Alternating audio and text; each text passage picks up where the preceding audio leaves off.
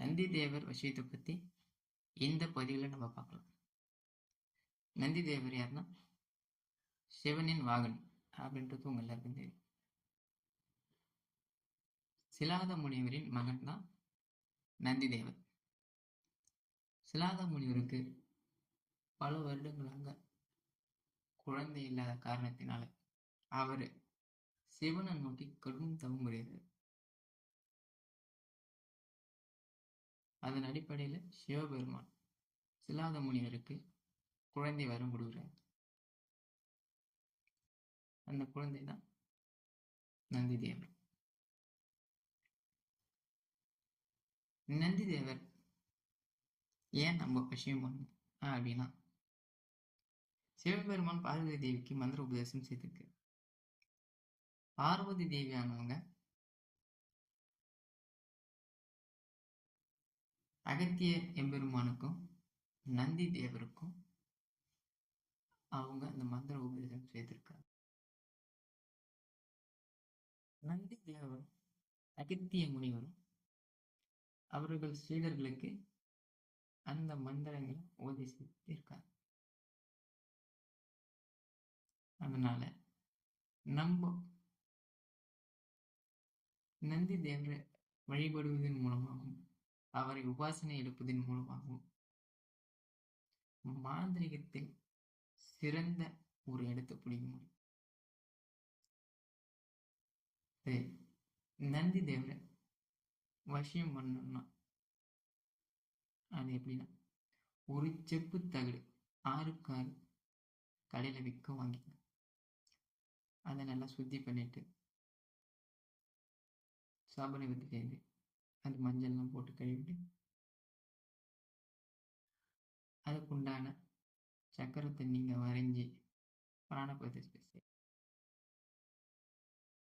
அபிஷேகங்கள் செய்யணும். ஒரு 5 அபிஷேகம் செய்யணும். பால்,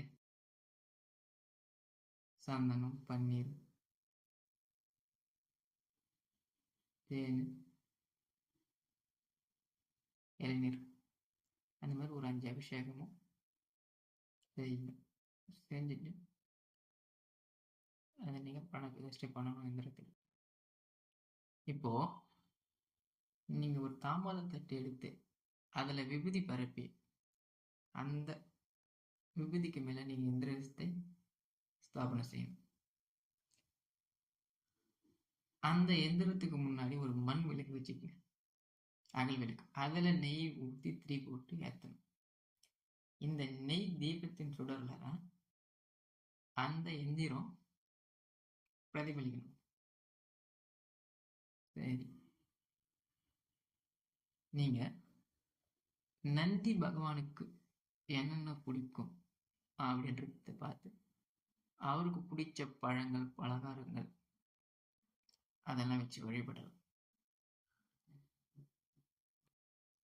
அவருக்கு உண்டான படையில போட்டு வழிபாடு செய்யுங்க.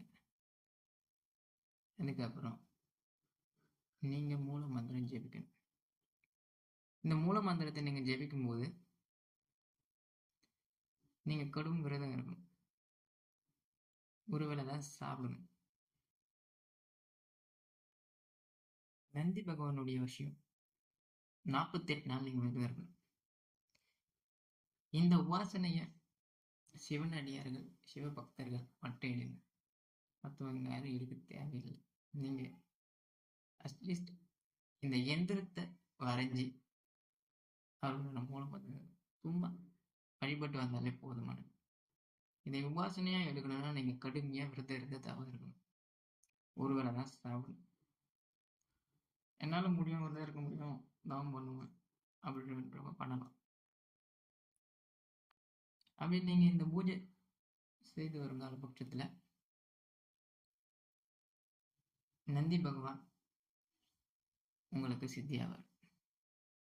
அப்படி சித்தியாயிட்டாருன்னா இந்த மாந்திரிகத்துல அனைத்து விதமான மாந்திரிகம் செய்யும். நீங்க நல்லது மட்டும் செய்யுங்க, கெட்ட விஷயங்கள் எதையும் செய்ய தேவையில்லை, செய்யவும் கூடாது. நந்திய வசியம் பண்றதால உங்களுக்கு சிறந்த ஞானமும் செல்வமும் கிடைக்கும். உங்களை சுற்றி எப்பயுமே ஒரு கூட்டம் இருந்துகிட்டே இருக்கும். எல்லார் கண்களுக்கும் நீங்கள் ஒரு ஞானியாக தான் தெரியுங்க.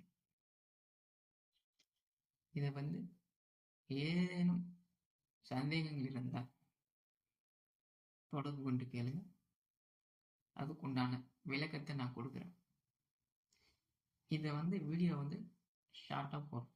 இந்த லென்த்தாக கொண்டு போக முடியாது. லென்த்தாலாம் கொண்டு போனால் யாரும் பார்க்க மாட்டீங்க. இந்த சுருக்கமாக என்ன பண்ணலாம் என்ற விஷயத்தை மட்டும் சொல்லியிருக்கேன். நீங்கள் ஏதேனும்